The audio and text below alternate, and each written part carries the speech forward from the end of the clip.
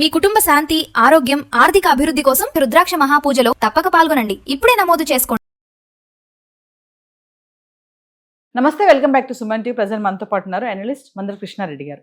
నమస్తే సార్. నమస్తే అమ్మ. సార్, తెలంగాణలో జూన్ 2న 2 లక్షల మందికి కొత్త పెన్షన్స్ ఇవ్వడం అనేది చేస్తామని రాష్ట్ర ప్రభుత్వం కీలక ఆదేశాలు జారీ చేసింది. ఒక్కసారి అంటే ప్రాధాన్యత ఎలా ఉంటుంది, ఇవన్నీ ఒకసారి కొత్త పెన్షన్స్ అంటే ఏంటి సార్? ఎవరెవరికి ఇస్తారంటే ఒకరి తర్వాత ఒకరికి పెన్షన్ ఉంటుందని చెప్తా ఉంటారు కదా. ఫస్ట్ ప్రయారిటీ ఎవరు ఉంటారు, సెకండ్ ఎవరు, నెక్స్ట్ ఎవరు ఉంటారు అని అంటే ఒకసారి. తెలంగాణ ప్రభుత్వం చేయూత అనేటువంటి ఒక పథకం ద్వారా వృద్ధులకు, వికలాంగులకు, దీర్ఘకాలిక రోగులకు రకరకాల పెన్షన్లు మంజూరు చేస్తుంది. దాంట్లో భాగంగా గత 3 సంవత్సరాల నుంచి కొత్త ప్రభుత్వం వచ్చినప్పటి నుంచి, అంతకుముందు 10 సంవత్సరాల పాటు అంతకుముందు ఉన్నటువంటి పథకాలే కంటిన్యూ, అంతకుముందు ఉన్నటువంటి ఎంతమంది అయితే మెంబర్స్ ఉన్నారో అంతమందినే కంటిన్యూ చేశారు తప్ప 10 ఏళ్లలో ఎవరిని పెంచడానికి వాళ్ళు ప్రయత్నం చేయలేదు. లక్షల సంఖ్య లోపల అప్లికేషన్స్ పడున్నాయి. సుమారుగా 10 లక్షల మంది అప్లై చేసుకున్న వాళ్ళు ఉన్నారు. ఇప్పుడు మేము కూడా చేయూత పథకానికి అర్హులం, మాకు కూడా ఇవ్వండి అని అడుగుతున్నారు. అందుకు గాను వాళ్ళ నుంచి ఒక 2 లక్షల మందిని సెలెక్ట్ చేయమని గ్రామీణాభివృద్ధి శాఖకు ప్రభుత్వం ఆర్డర్స్ పంపించింది. తద్వారా ఆల్రెడీ అప్లికేషన్స్ ఏవైతే ఉన్నాయో వాటి ప్రాసెస్ చేసి ఈ 10 లక్షల మందిలో మోస్ట్ ఎవరు ఎక్కువగా పేదరికంలో ఉన్నారు, ఎవరు ఎక్కువ అర్హులు అని గమనించి రాష్ట్రాన్ని మొత్తానికి 2 లక్షల మందిని సెలెక్ట్ చేసి దీంట్లో కలిపినట్టయితే వెంటనే వారికి పెన్షన్ మంజూరు చేయాలని ప్రభుత్వం యొక్క ఆలోచన. అలా దీంట్లో ప్రయారిటీ కూడా ఇచ్చారు వాళ్ళు. అందరికన్నా ఎక్కువ వృద్ధులకు ముందు అవకాశాన్ని కల్పించండి, వికలాంగులకు అవకాశం కల్పించండి, తర్వాత మిగతా ప్రయారిటీస్ ఏవైతున్నాయో వాటిని చూసుకున్నాం. ముందర వీళ్ళకు ముందు ఎక్కువ అవకాశాలు కల్పించండి అంటే సెలక్షన్ లోపల ఈ 2 lakhs మెంబర్స్లో వీళ్ళు ముందు ఎక్కువ మంది ఉండేట్టుగా చూడండి అనేది చెప్పారు వాళ్ళు. ఈ సెలక్షన్ ప్రాసెస్ స్టార్ట్ అయింది. తొందరలోనే సెలక్షన్ పూర్తవుతుంది. ఒకసారి సెలక్షన్ పూర్తయినట్టయితే అక్కడి నుంచి ప్రభుత్వం ఈ పథకాలు అంటే ఈ 2 లక్షల మందిని కొత్తగా చేర్చుకొని ఇప్పటికే 43 లక్షల మంది సుమారుగా పొందుతున్నారు.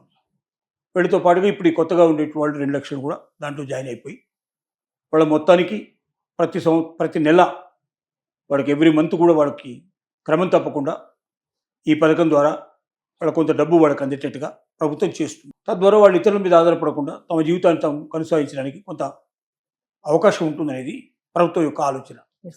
ఇప్పుడు పిల్లలు వదిలిపెట్టి వెళ్ళిపోయారు, చాలామంది వృద్ధులు ఉన్నారు, వాళ్ళ పరిస్థితి ఏమిటి? ఇప్పటిదాకా ఏం చేస్తున్నారంటే భర్త చనిపోతే భార్యకి ఇస్తున్నారు, అంటే ఆ పెన్షన్ ఇద్దరిలో ఎవరికో ఒకరికి ఇస్తున్నారు. ఇప్పుడు పెన్షన్ ఒకరు చనిపోతే ఇంకొకరికి ఆ పెన్షన్ వచ్చేట్టుగా చేస్తున్నారు. అంతవరకే చేస్తున్నారు తప్ప కొత్త వాళ్ళకి పెన్షన్ ఇవ్వడం లేదు. ఇప్పుడు కొత్త వాళ్ళకు కూడా 2 లక్షల మందికి పెన్షన్ ఇవ్వాలనేది ఆలోచన. కాబట్టి ఇది బాగా ప్రజలకు వెళ్ళే అవకాశం ఉంది. ప్రజల్లో ఇంకా కొంచెం ఆశ కలిగే అవకాశం ఉంది. గత ప్రభుత్వంలో 10 సంవత్సరాల పాటు వాళ్ళకి కొత్త వాళ్ళకి రాలేదు అవకాశాలు. కాబట్టి ఈ కనీసం కొత్త గవర్నమెంట్లో అయినా వెంటనే అవకాశాలు వస్తాయనేది అందరూ ఆశగా ఎదురు చూస్తున్నారు. అంటే ఫస్ట్ ప్రయారిటీ వృద్ధులు, తర్వాత దివ్యాంగులు, తర్వాత వితంతువులు వీళ్ళు ఉంటున్నారు, మిగతా వాళ్ళు వస్తారు. అంటే సార్ మామూలుగా ఈ పెన్షన్స్లో కూడా స్కామ్స్ ఏమైనా జరుగుతాయా సార్? పెన్షన్లో స్కామ్స్ అంటే ఎలా జరుగుతాయంటే వికలాంగుల పెన్షన్లో ఎక్కువ జరిగే అవకాశాలు ఉన్నాయి. తర్వాత రెండోది ఏంటంటే దీర్ఘకాలిక రోగుల విషయంలో కొన్ని జరిగే అవకాశాలు ఉన్నాయి.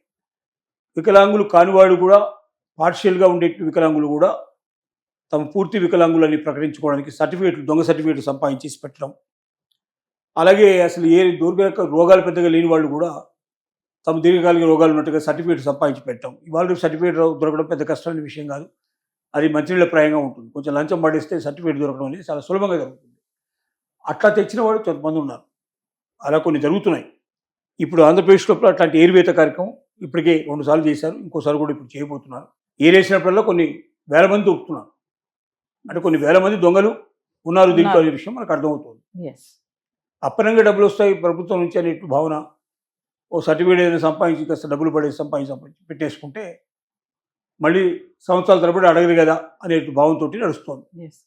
దానికి తగినటువంటి పద్ధతి లోపల వాళ్ళకి ఆరోగ్య పరిస్థితులు ఎప్పటికప్పుడు చెకప్ చేసుకుంటూ నిజంగా వాళ్ళ ఆరోగ్యం బాగులేదా, వాళ్ళు నిజంగా వికలాంగులయ్యా, ఇలాంటివి చాలా గమనించి దాని ప్రకారంగా సరైన అర్హతలు ఉండే వాళ్ళకి ఇచ్చినట్టయితే బాగుంటుంది ప్రతి ఒక్కరి అభిప్రాయం. అంటే కొత్తగా మళ్ళీ 2 లక్షల మందికి పెన్షన్ ఇవ్వడం అనే దానికి అంటే రీజన్ బిహైండ్ ఏమన్నా ఉందా? అంటే చేయూతకు అప్లై చేసుకుంటే దాని అర్హతలు ఉండేవాళ్ళు అప్లై చేస్తారు.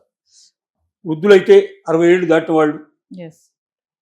అలాగే వికలాంగులైతే పార్షియల్గా కాకుండా ఫుల్గా ఉండే పద్ధతిలో ఉండేటి వాళ్ళు, అలాగే దీర్ఘకాలిక రోగులైతే ఇదని, వితంతులైతే ఇది, ఒంటరి మహిళలు భర్త చనిపోయినట్టు వాళ్ళు, ఒంటరిగా ఉంటున్న వాళ్ళు, ఇంకో మ్యారేజ్ చేసుకోకుండా ఉన్నవాళ్ళు, డిపెండెన్సీ లేని వాళ్ళు ఎవరుతున్నారో అలాంటి వాళ్ళు దీనికి అప్లై చేసుకోవడానికి అర్హులు వాళ్ళు.